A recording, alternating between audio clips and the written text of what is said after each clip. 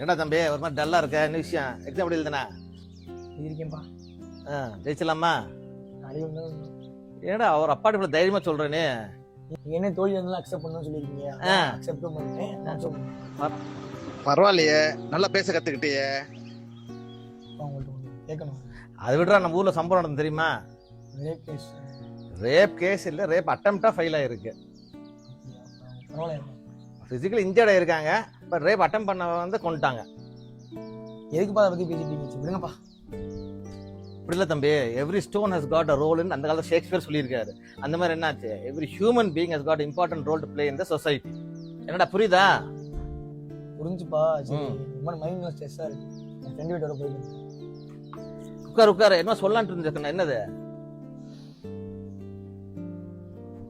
அப்பா, இந்த மாதிரி நம்ம சொசைட்டியில் நடக்கிற தப்பாலெல்லாம் பார்த்துட்டு நம்ம கடந்து போகிறது வந்துட்டு நம்ம பண்ணுறது தப்பா இல்லை சரியா? இந்த நேரத்துக்கு ஏன் தம்பி இந்த கேள்வி என்கிட்ட கேட்குற? இல்லைப்பா, கேட்கணும். சும்மா உருட்டாதரா, நீ என் பையன், உன்னை பற்றி எனக்கு தெரியாதா? எதாவது நடந்திருக்கு சம்பவம், அந்த ஃபீலிங் என்ன நீ மறைக்கிற? என்னன்னு சொல்லு, தெரியுமா? சொல்லு, சரியா சொல்லு. ரேப் கேஸ் நடந்தபோது வேறான்னு சொல்லிட்டு இல்லைப்பா, இந்த ரேப் கேஸ் நடந்த இடத்துல தான் நான் இருந்தேன்.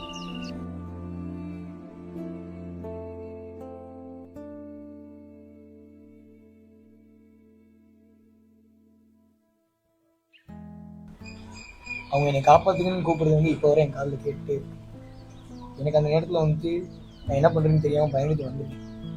நான் பண்ணது தப்பா? ரொம்ப ஸ்ட்ரெஸ்ஸாக இருக்கா தம்பி? வா, ரிலாக்ஸ் பண்ணிட்டு வெளியே போயிட்டு வரலாம். வா. நான் என்னப்பா சொல்றீங்க? எந்த டே நான் சொன்ன நிக்கல் எந்திரி.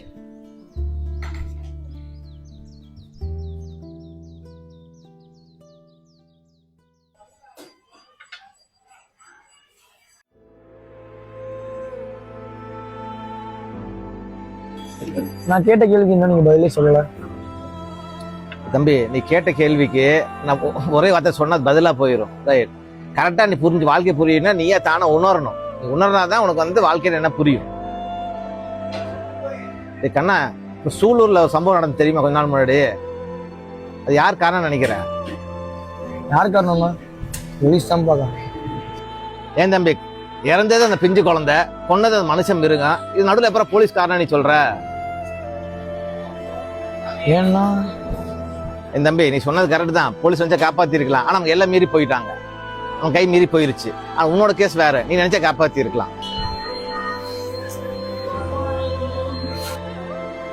காப்பாத்திருக்கணும். சரிவா, உணர்ந்துட்டு அதே போல வாழ்க்கையில. அப்ப அந்த பொண்ணு அன்னைக்கு யார்ப்பா காப்பாத்தினா? அன்னைக்கு காப்பாத்தினது கடவுளா மனசுனா எனக்கு தெரியல. ஆனா அந்த காப்பாத்தின அந்த தங்க மனசுதான் கடவுள்.